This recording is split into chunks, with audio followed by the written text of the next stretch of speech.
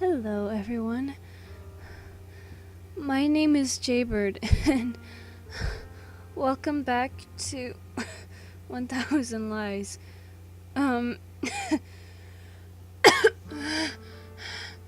j- um, um,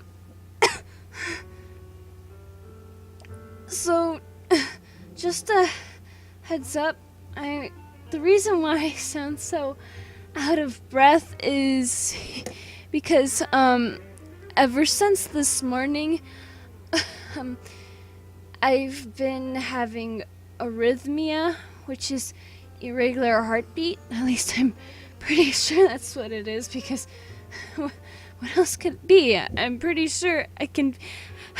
I feel it. I feel it. I feel my heart beating irregularly right now. So I'm kind of. The reason why I sound so out of breath is because I'm sort of trying to get my legs to catch up with my heart, sort of, because, irregular heartbeat.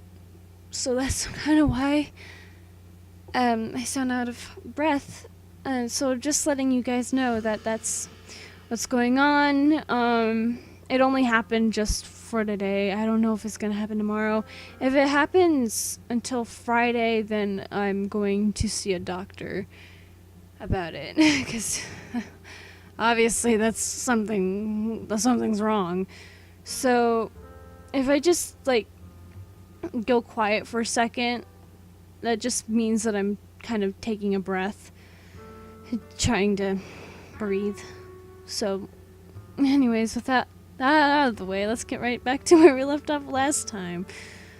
Right here. Suddenly it's just Luce and I, left alone together in a really awkward situation. It's normal for people who've only just met to have nothing to talk about, but this is just abnormal.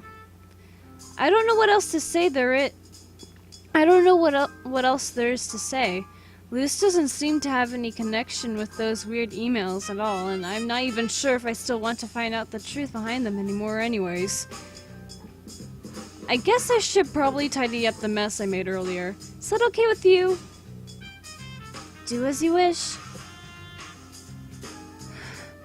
Luce gives me a totally dry answer as a way of showing her dissatisfaction with me. However, once I begin cleaning up my mess, she joins in and helps me. I told you I wanted to speak with you, didn't I? Why did you leave? You mean during the basketball match, right? I didn't want to play anymore, and I didn't know if you'd come back or not. It didn't make sense to stay. You could have at least come to the infirmary before leaving. It wasn't that bad in the end, right? I didn't think it was necessary. Nah, I just broke a rib and had to sit out for the rest of the match. It was no big deal. What? A broken rib? And you say that's no big deal? That's just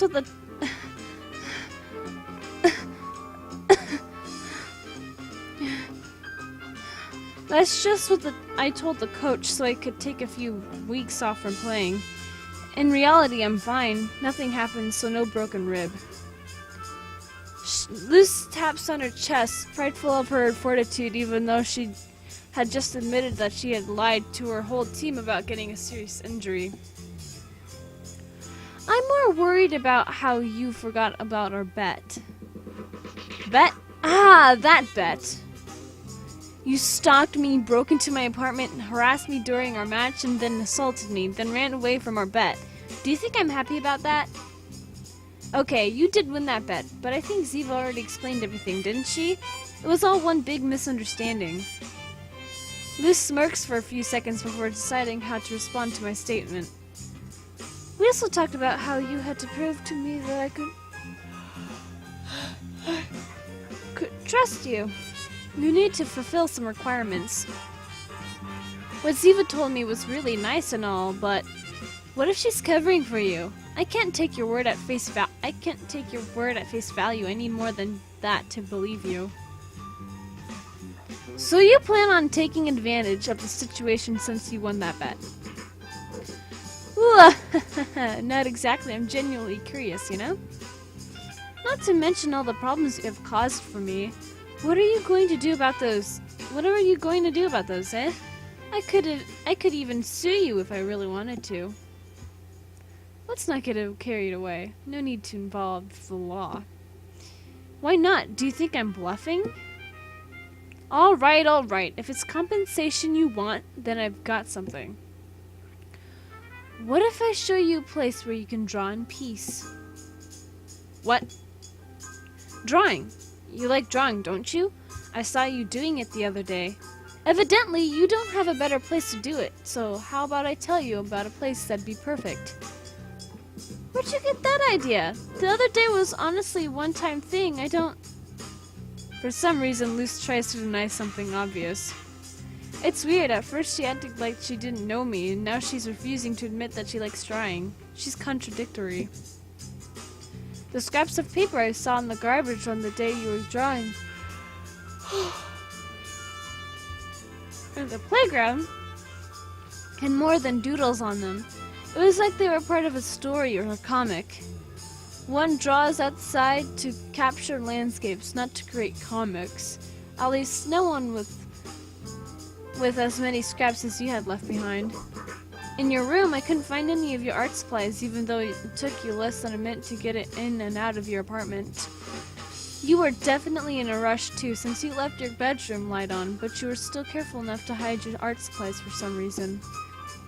You returned home shortly afterwards, so whatever you went to do, you didn't want anyone else to know about it. You were so cautious to hide it all, even though you weren't gone for more than 5 minutes.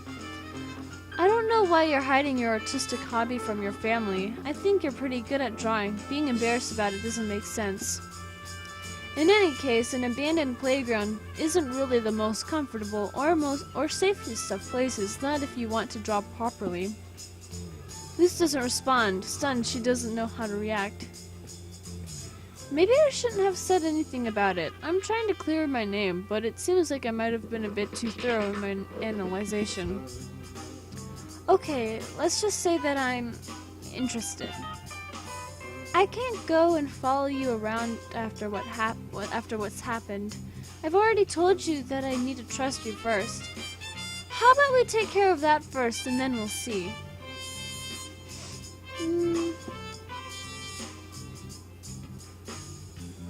I shrug.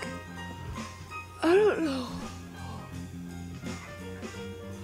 I don't know what she's thinking, but it can't be worse than what has already happened. As you wish. What should I do now? Do you promise that you won't back out this time? I promise I won't back out. Really? No matter what? Look, not everyone does, but I always fulfill my bets and promises. Good. Good, good. Then come with me. If you dare.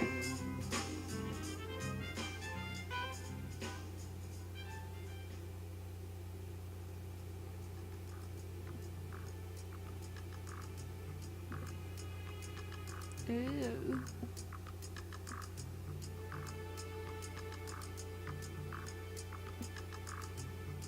There's nobody around. With my hands stuffed in my pockets and my eyes darting around, I casually lean on the door of the teacher's lounge. After I confirm that no one else is around, I quietly turn the doorknob. Oh, it's locked. Unexpectedly, the door to the lounge is locked. On the bright side, it also means that nobody's inside, which only makes things easier in the end. Let's see what we have here.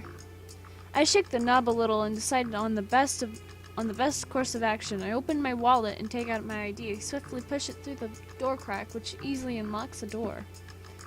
Once I'm inside, I look in one of the cabinet drawers like Luce had instructed me to, and I find a set of keys. I grab them and get out of the lounge.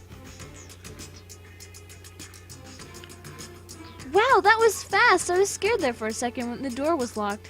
How did you manage to get it open? It's easy as long as you have a credit card or plastic ID on hand. You'd be surprised by the amount of doors you can open that way, especially if they're old. And I always carry a lockpick with me in case that doesn't work. Or I could have used a bump key.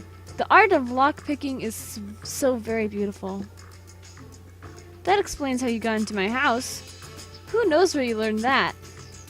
I've already told you that the door was already open. I didn't pick the lock. Of course, Schmuck, of course.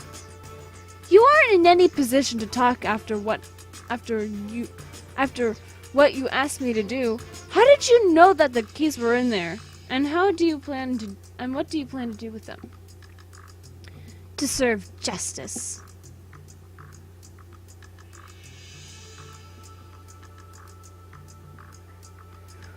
Well, guys, I'm gonna end it here. I hope you enjoyed this episode of 1000 Lies. If you did, leave a like down below, leave a comment down below, share it with your friends, subscribe if you haven't, ring that notification bell, and remember, die safely.